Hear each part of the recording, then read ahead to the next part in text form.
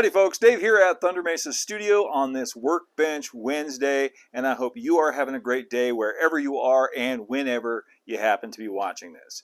As of this recording, it's about the middle of August 2023, and you know, I couldn't let this month go by without marking a rather auspicious anniversary.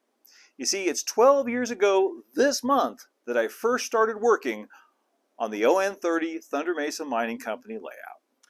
Now, I don't remember the exact day I started working on this layout, but I do know that it was in August of 2011, and we'll call that close enough for celebrating an anniversary. When I first began this project back in 2011, I really had no intention of it growing to the size that it has. In fact, it actually started out as sort of a mini layout. The original Thunder Mesa Mining Company layout was only 3 by 6 feet. It started here, and it ended right about here. And this original 3 by 6 foot section still forms the heart of the layout.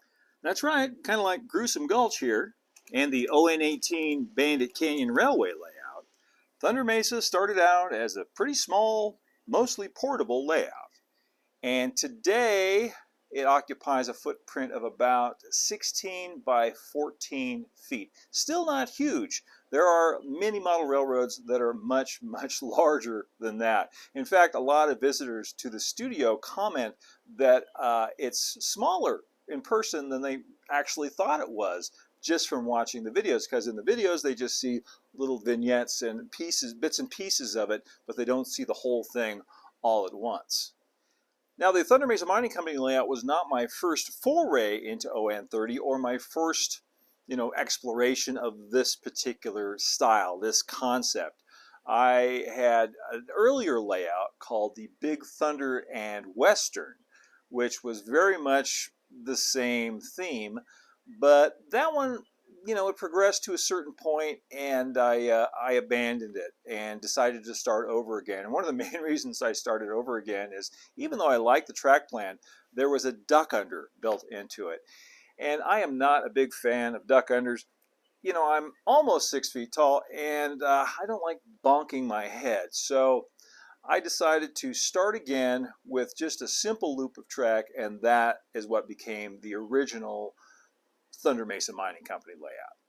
This is the 12-year anniversary, but the truth is, for the first 2, 3, maybe even 4 years, I didn't work on the layout that regularly. I didn't have a lot of time. I was working a lot in my career as an illustrator, graphic designer. I didn't have a lot of time to put into the layout. I had a store here in Jerome that I was running, so it was just done in little fits and starts here and there.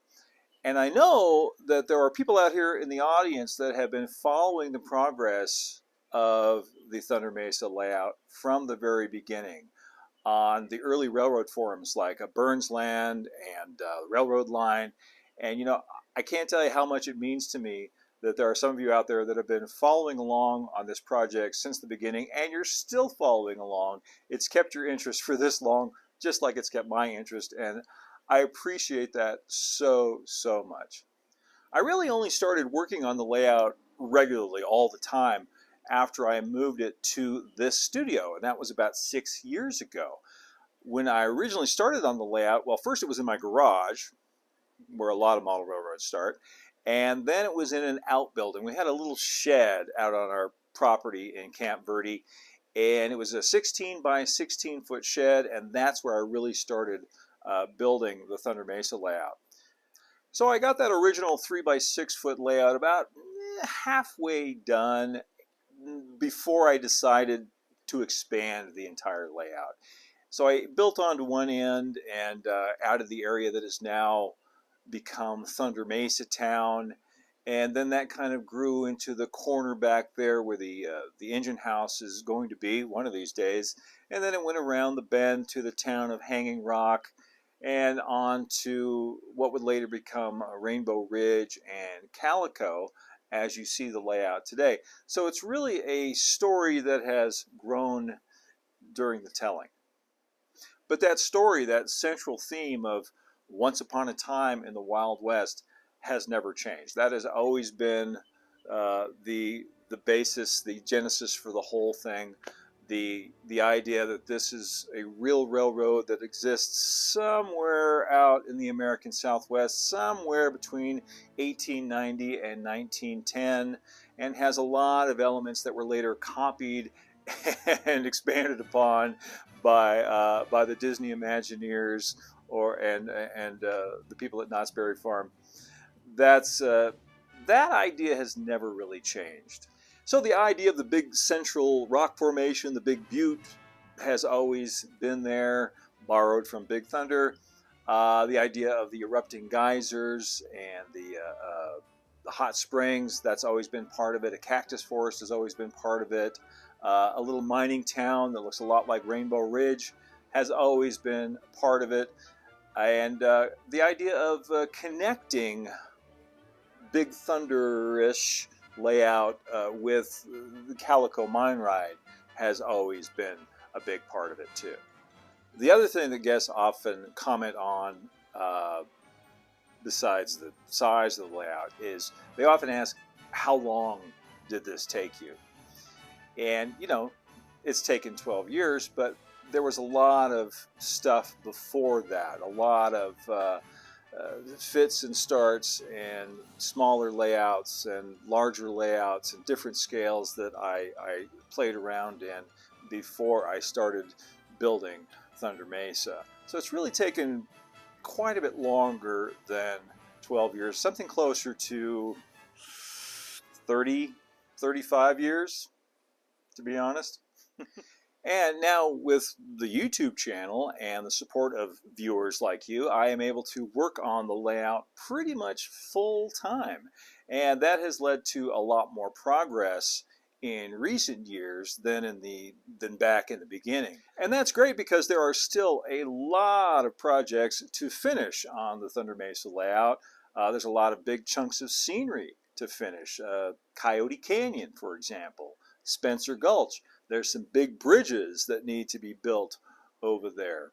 There are still a lot of structures to build for Rainbow Ridge and for the town of Calico, and a couple more for Thunder Mesa Town.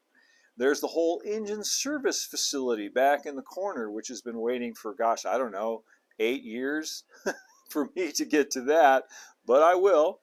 And of course, there's the whole Thunder Mesa Mill, which is based on the ride load building of Big Thunder in Anaheim. And I've been chomping at the bit to get on that. And I'll get to it, if not later this year, early in 2024. Oh, and I need to finish this waterfront scene here too. See, there's still lots to do. And then I'm often asked about expansion plans for the layout. People say, oh, you should, punch into the room next door and build the layout into there and make it this huge, like miniature Wonderland. The truth is, at the size that it's now, it's about all of the railroad that I can maintain myself. I'd have to bring people on. I'd have to hire people literally to come in here and help me run it if it got much bigger than it is now. I'm sure some people might volunteer to help, and that's very kind of you, but the truth is the size that the layout is now really hits a sweet spot. It's just right. It's just the right size for one person like me to operate and have an enjoyable time. Currently, the railroad owns and operates about 12 ON30 locomotives. At least those are the ones that are all together and not in parts and boxes. About 12. Not all of them are finished. Some of them need a little bit of work, need some repair. Some just need paint and polish. Some need more serious maintenance. But, that would be true of locomotives on a real railroad too. So, hey, I'm right there with them. Now, I do have some expansion plans, and some I've talked about on this channel. I want to add another town, a little town called Tumbleweed, which is going to be a town drowned by a flash flood. It's very similar to the Walt Disney World version of Big Thunder Mountain. I want to add Ravenswood Manor, the beautiful Gothic Victorian haunted house from Disneyland Paris. I've got a couple other little scenes planned, a stagecoach robbery, things like that, that I would love to throw in along the way. So, stay tuned for all of those projects coming up in the future. But of course, anyone who works on a long-term project like this can tell you that it's never really finished. When's it going to be done? It's never going to be done. If we're being honest, the Thunder Mesa Mining Company will never be finished. It will outlive me, most likely, at least I hope so. And there'll always be projects left undone. There'll always be new challenges, new ideas, new things to add, little detail scenes to plus up. So it will never really be finished. There will always be things to work on. And that's great. Now, if I were to start all over again from scratch, are there things that I would do differently? Yes and no. There are a few things I would change, but the list is pretty small. For the most part, I'm very happy with the theme, with the look of the layout. I'm happy with the way it runs 99% of the time. Happy with the colors, the structures, all of that I'm very, very, very pleased with. The things I might change are not so much cosmetic as operational. For example, I would probably go with wider radius curves so I could operate more different kinds of equipment. Right now, all the equipment I can operate is pretty small. This is a 15-inch radius curve, and that was dictated by the original 3 by 6 foot size of the Thunder Mesa layout. 15 inches across, 30 inches with a little bit on each side. That's all I could put in this corner. So this is the tightest corner on the layout. If I had it to do again, I would make it broader. I might go with an 18-inch radius or even broader than that. Another thing I would definitely change is this aisle. It's only 24 inches wide, which is way, way too narrow, especially if there's a lot of people here in the studio looking at the layout.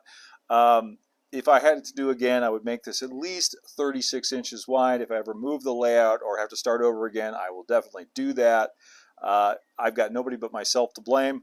This aisle used to be 36 inches, but I added the entire Thunder Mesa waterfront right here because I really, really wanted this scene, and that came out 12 inches into the existing aisle and made this a very tight squeeze in here.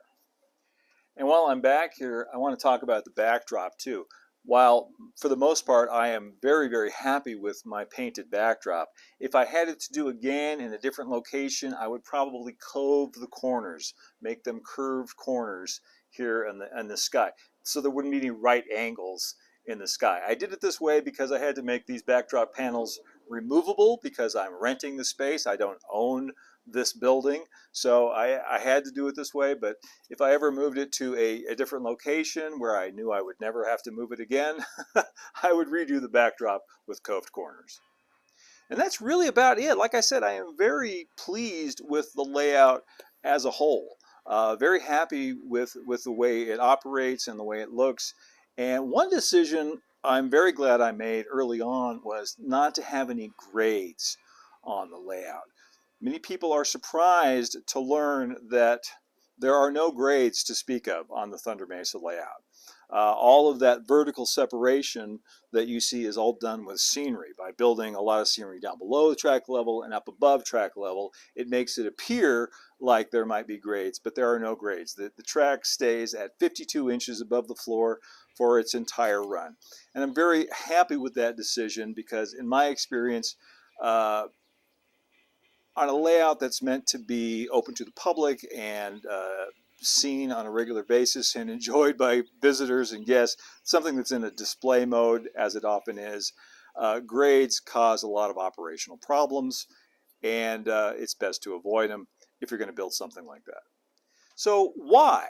Why build all this? Why would you go to all the trouble and the expense and the time to create something like this? Well, it's a very simple reason. A, I wanted to. I'm a creative person and I wanted to create something. But B, and more importantly, I think it exists to be delightful. That's the only reason it's here.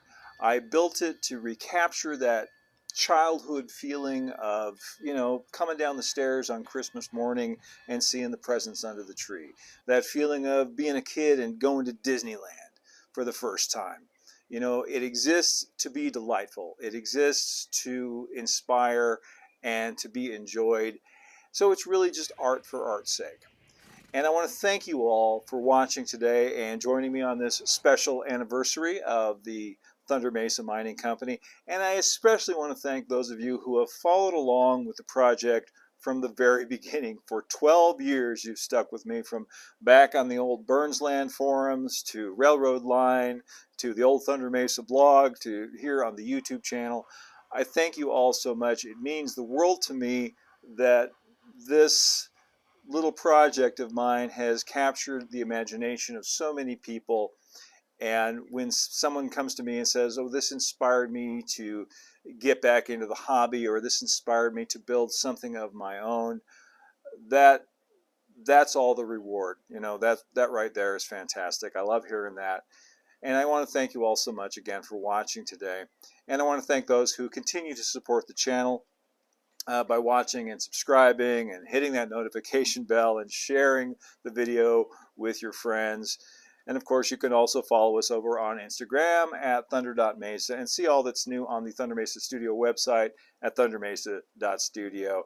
And if you really love what we're doing here at the channel and would like to show your continued support, you can do what these great folks did and go over to patreon.com/thundermesa and show your support there. Until next time, keep moving forward, my friends. Adios for now.